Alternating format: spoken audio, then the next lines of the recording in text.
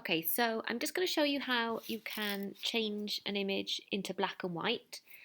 There's a number of ways you can do it on Photoshop. So I'll show them all to you, hopefully, if I can remember them all. Right, okay, so one of the easiest ways to turn an image black and white is to come up to Image and Adjustments, and then you can just scroll down to Desaturate here, and there you can see there is a shortcut command for the keyboard as well, if you wish to learn that.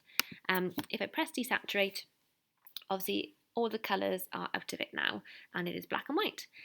So I can head up to File and Save As, and I can save it as a different image. I'm going to call it BW7 black and white 7. That'll do. I've been obviously practicing for a few images before recording this. So that's one way of doing it. So I'm just going to come over to the history palette over here, and I'm just going to step back so that I can show you another option. So we'll go up here to Image and Adjustments again. This time I'm going to come down to Hue and Saturation.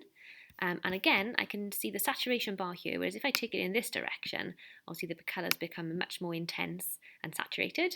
And if I take it all the way down to the bottom, all the colours are desaturated out of it, and it now becomes black and white. So again, I could save this as another image. Now, essentially, those two things I have just done produce the same results. If I save both of those images and put them side by side, there would be no difference between them. Okay, so that gives you the same kind of black and white, the same outcome. I'm just going to step back again here, and I'm going to show you another option on Image and Adjustments. So this one is called black and white. So I'm just going to click on that one there. And you can see the image is already turned to black and white behind. Now this is just sort of like a default process. You can see that here it says default, okay?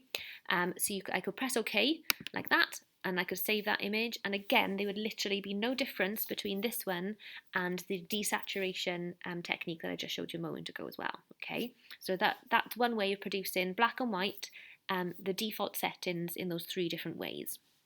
Now what we can do as well, we can also play around in that black and white option with these individual colours as well.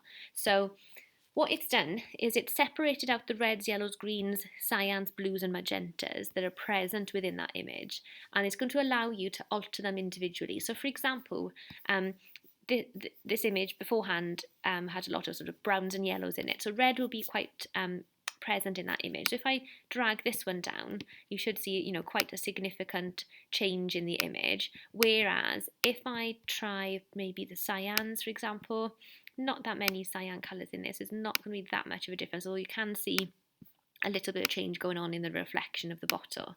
So this is going to allow you to basically play around with what kind of effect that you want to get for your black and white image, like how intense do you want the shadows and how bright do you want the highlights and so on. So that will allow you to adjust, and then again you can press OK, it will save that, and you can save that as a separate image again. Now, the other thing you can do, if I go take another step back for you, and if you go back into that image adjustments and black and white, you'll see again, so it's gone to the default, it's gone to the standard black and white that it does. Up here in the drop down menu, you can also choose these sort of presets that will create almost like a filter for you. So for example, if I click on blue filter, you can see it gives me this kind of effect, and you can see that the colours underneath have been adjusted according to this preset. If I choose like a darker one, for example, it'll give that effect. If I choose infrared, it's going to give this kind of outcome, and so on.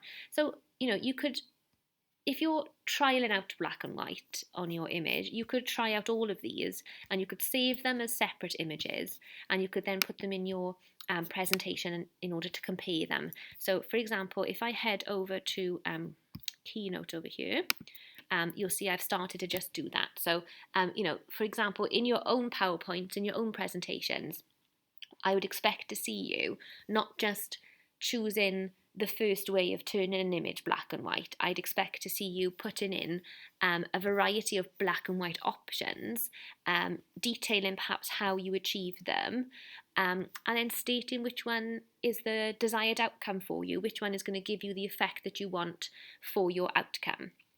So I hope that's useful for you. Just make sure you do also do this last step as well, and include this part in your presentations in order to get those marks by showing the examiner that you've experimented with your black and white techniques.